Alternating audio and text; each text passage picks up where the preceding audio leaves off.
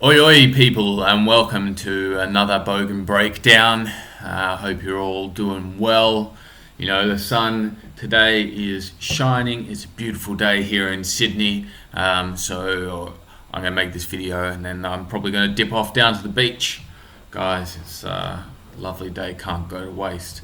So look, if you're new here, drop a sub. If you're returning, you like the content. If you're new and you like the content, drop us a like, drop us a comment. It really does help promote the channel.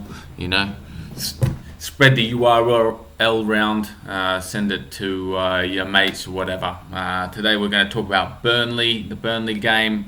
You have to preview of that. But before we do, I wanted to address the comments by Ivan Toney. Now, you know, there's quite a few different takes I've seen on this. I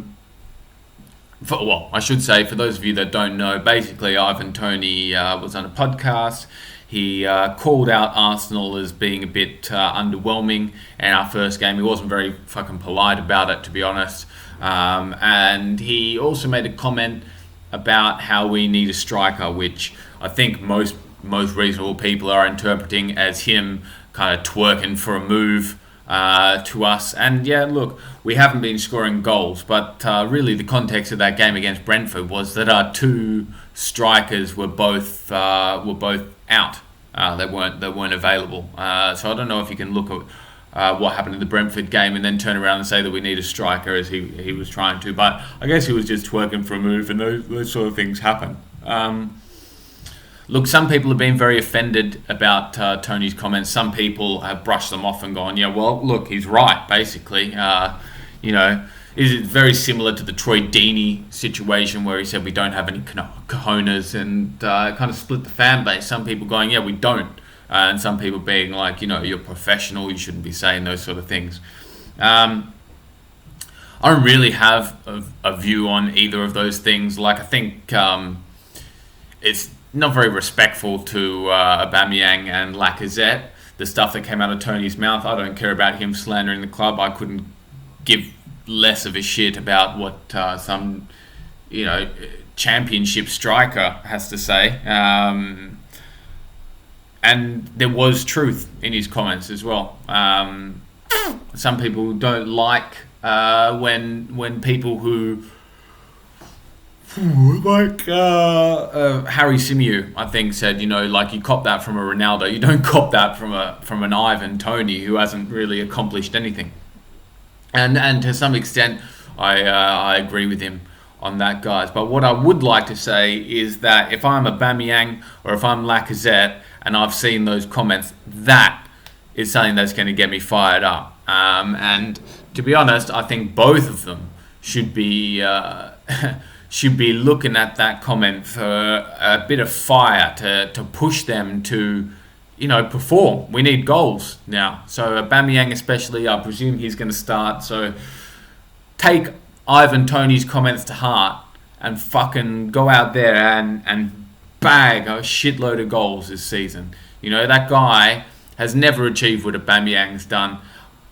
Show him how you've come here from Germany and ended up the top scorer in your first fucking full season. You know, that's something that Ivan Toney has never done. So just show him the levels is all I have to say. But moving on to the Burnley game, guys. Burnley have not had a very good start to the season. They have played 4 games as we have. They've lost to Brighton, they've lost to Liverpool, and they've lost to Everton. They drew at home to Leeds, so they're on 1 point at the moment, guys. We face them. Burnley is at home, so it's a home game for them. It shouldn't make that much difference really in terms of the result. You would think they lost to Brighton at home. They obviously drew with Leeds at home, but they have scored at home twice. They've only scored away from home once. So maybe we'll see a goal from someone in their team. I don't think anyone in their team has scored above 1 goal now. I think they've only had 3 goals all season. That's 2 more than us, though, to be fair, but they've played... I think the quality of their opposition is definitely worse than ours. We've had City and Chelsea in there. They've had Liverpool, Leeds. Like, you know, most people bag against Leeds. It's not that hard. What do I want to see? Well, look, I'm expecting them to do exactly what they did at Everton, which is come and try and rough us up, stick in some tackles that probably would get you sent off if you were Granit Xhaka. That's another thing I wanted to talk about. Like, a lot of people are looking at that tackle on, was it Richarlison in the Everton game, which was an objectively bad tackle that Martin Atkinson just let slide. It definitely should have been a yellow card.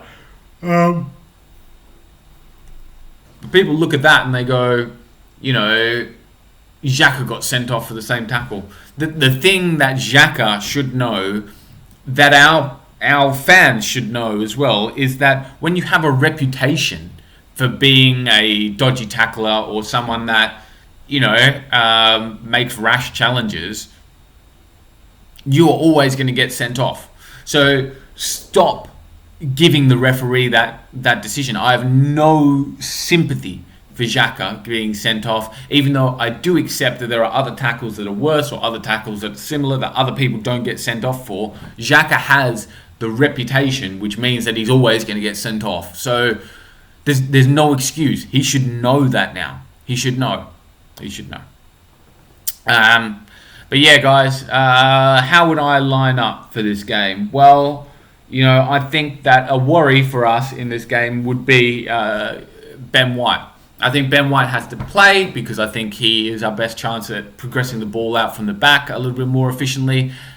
But his aerial ability is something that he hasn't been very good at throughout his career. He doesn't have great aerial stats.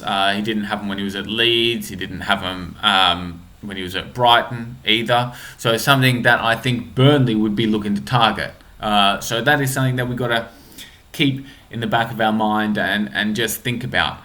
So for that reason, I would have our back four going from left to right. I'd start KT, I'd have Gabriel, I'd have White, and then I'd have Tomiyasu as well. And you'd hope that between Tomiyasu and Gabriel, Ben White's deficiencies in the air can be dealt with. Now, keeper is an interesting position, guys, because throughout the week we've had some rumours come out of Germany that there's been some sort of bust up on the training ground, and Mikel Arteta has promised Bernd Leno that he will be back to play the Spurs game, even though he will not play this game. Now, if that's true, our club is fucking dusted, because that's the dumbest shit I've ever heard. You play your way into the team. You don't get promised a spot on the back of being a fucking petulant child. That's just the end of it. You know, there's no excuses if that's fucking happening. That's absolutely fucking retarded. Absolutely fucking retarded, if you ask me. Ramsdale starts for me. I thought he was good last game.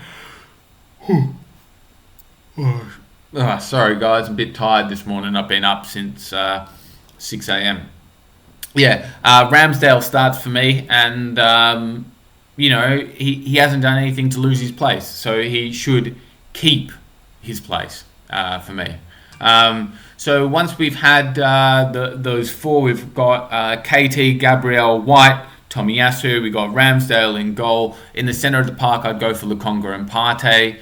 Guys, I think that is a pivot with a lot of potential, if you ask me, and I'm excited to see what they can do. Here's where it gets interesting. We've got the three and then the striker. For me, in the middle, I think it chooses itself. I think that's Odegaard, bang. I think on the right-hand side is a big question. Do you put Saka in? Do you put Pepe in? If you put Pepe in, then the left becomes a big question. Do you put Emil in? Do you put Saka in? So for me, guys, I think for this game, I would put Saka on the right-hand side, Emil on the left, and Aubameyang up top. Not because Pepe hasn't been playing well. I think Pepe has been playing well. But I just think that this game may be one where Saka's skill set is a little bit more useful for us. Up top, there is definitely an argument to play Lacazette. He's better with his back to the goal. You know, might be able to bring some other players in play. But I want to see Aubameyang get a consistent run in the squad. I want to play to him and try and, you know... Yeah, I want to have some consistency, and I think playing Aubameyang up top is a very easy way to do that. So that's what I'd pick, guys. So yeah, we've got ESR, Odegaard, Saka with Aubameyang, Lokonga, and Partey behind them. Then obviously KT, Gabriel on the left.